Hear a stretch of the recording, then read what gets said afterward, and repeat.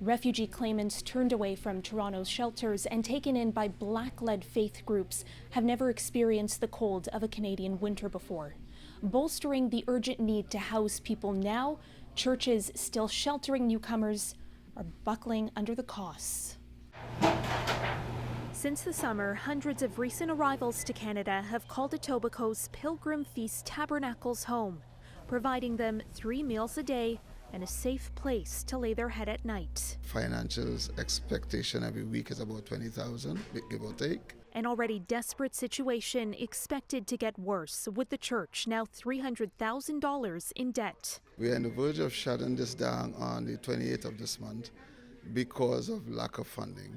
North York's Dominion Church is sounding a similar alarm. We have spent a very conservative figure of around $800,000. What we have received as a reimbursement is 34% of that. Council set aside close to $1 million to reimburse the churches. And we've spent that. Amid a funding battle with the federal government, the mayor warns City Hall has no more money to give.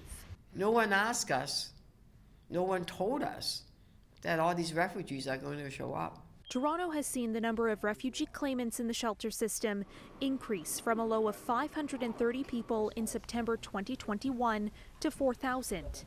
In November alone, 685 new claimants were admitted. In that same month, the city housed just 334 people.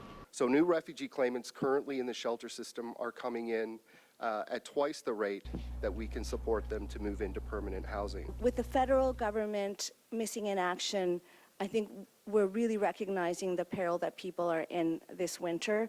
Nobody wants to see a person arriving from abroad in a sundress, wearing flip-flops. The Federal Immigration Department has arranged to bus those living here to hotel shelters in Niagara Falls, Windsor, or Mississauga, possibly as soon as Saturday. And if they're not on that bus on Saturday, are they looking at staying on the street? That is correct, yeah. When we do shut down, they will have nowhere to go.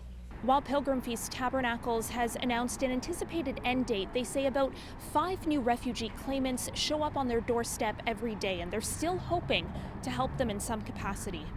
For City News, I'm Caryn Ceolin.